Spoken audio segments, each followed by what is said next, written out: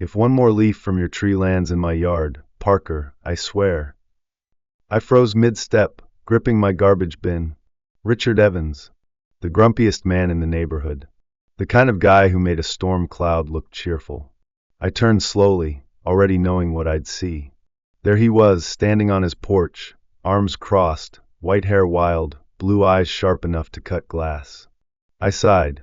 It's fall, Mr. Evans. Leaves fall. Then rake them up before they invade my yard. I clenched my jaw. I had been dealing with Richard's complaints for 5 years, about my lawn, my trash bins, my car, and now leaves. I had tried being polite, but nothing worked. So I did what most neighbors did. I avoided him. At least, until that Saturday. Uncle Sam, who's that? I turned to see my niece, Lily, skipping toward me. She had come to stay for the weekend, while my sister was out of town. I hesitated. That's Mr. Evans. He's, gruff. Irritable. But still standing here, Richard interrupted. Lily giggled. She giggled. At Richard. Then, before I could stop her, she ran straight toward him. Lily, wait! I called, my heart nearly stopping. Oh no! This is going to be a disaster. But instead of scowling or shooing her away, Richard did something I never expected. He chuckled. I blinked. Did the grumpiest man in town just laugh? Well, aren't you a curious one? Richard said, kneeling slightly. And what's your name, little lady? Lily. She chirped. I like your flowers. Richard's face twitched, almost like he wanted to smile. He glanced toward his yard, where his meticulously pruned red roses lined the walkway.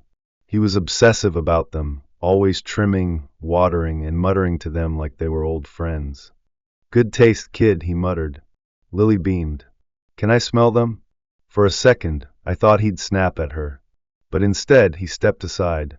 Go ahead. I watched, stunned, as Lily happily bent down and sniffed the roses. They smell so pretty.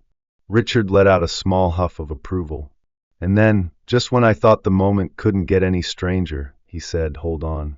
He disappeared into his house. Oh no! Is he getting a broom? A lawsuit? A moment later, he returned, holding a small apple pie. For you, he said, handing it to Lily. Her eyes lit up. For me? Really? Richard nodded. Figured a kid who likes flowers might appreciate a good pie. I stared in disbelief. And that's when Lily said the words that would change everything. Uncle Sam, Mr. Evans is nice. I almost choked. Nice? Richard Evans? Either my niece was a miracle worker, or I had just entered an alternate reality. The next morning, Lily was still talking about the pie. Uncle Sam, it was so good, she said between bites. Did you try it? I glanced at the pie tin. I had been too baffled to touch it last night, but curiosity finally got the best of me. I grabbed a fork, took a bite, and my taste buds exploded. The crust was buttery and crisp, the apples perfectly spiced, the filling just the right balance of sweet and tart. I stared at Lily. This is amazing. She grinned. Told you. But something about it bothered me. Richard Evans was known for complaining, not baking world-class apple pies and handing them to children. I needed answers. That afternoon, while Lily was watching cartoons, I walked over to Richard's house, pie tin in hand. I knocked. Nothing. I knocked again. Finally, the door creaked open. Richard peered out. Parker. I held up the tin. Lily wanted me to return this. And say thank you. Richard eyed it suspiciously. She liked it, huh? I hesitated. She loved it. And so did I, Richard blinked. Well, I'll be damned. There was a pause. Then out of nowhere he muttered, used to make him with my wife. I straightened. His wife? Richard sighed, rubbing his temple. Margaret. She loved baking. Apple pie was her favorite. His voice softened. After she passed, well, I didn't have anyone to bake for anymore. Something shifted in my chest. I had always thought of Richard as angry, bitter, but maybe he was just lonely. I hesitated, then blurted out, well, you still bake them.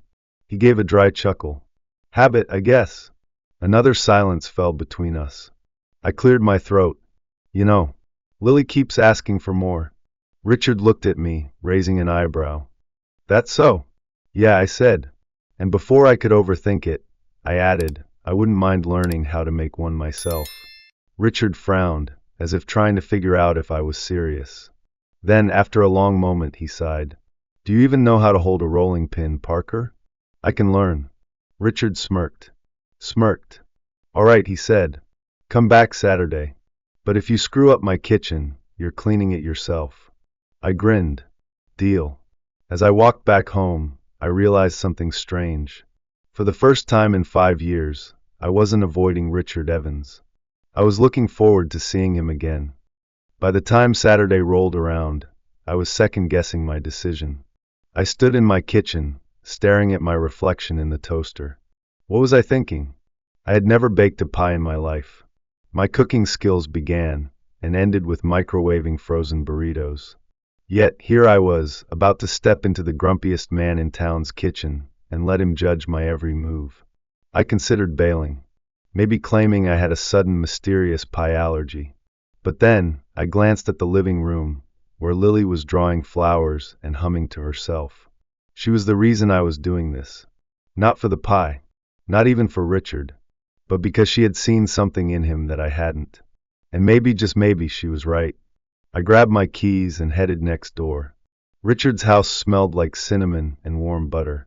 It was a cozy kind of smell, the kind that made you forget you were standing in the home of a man who once threatened to call the HOA on you for leaving your trash bins out too long. You're late, Richard grumbled as he opened the door. I checked my watch. I was 3 minutes early. Good to see you too, I muttered, stepping inside. His kitchen was small but immaculate. Every measuring cup in its place, spice jars lined up like soldiers. A faded cookbook sat open on the counter, and I noticed Margaret's name written on the inside cover. Richard caught me looking and quickly shut it. All right, Parker. Let's see if you're as hopeless as you look. I rolled up my sleeves. Challenge accepted. The first 20 minutes were a disaster. I cut the apples too thick. You trying to break someone's teeth? Richard huffed, grabbing the knife.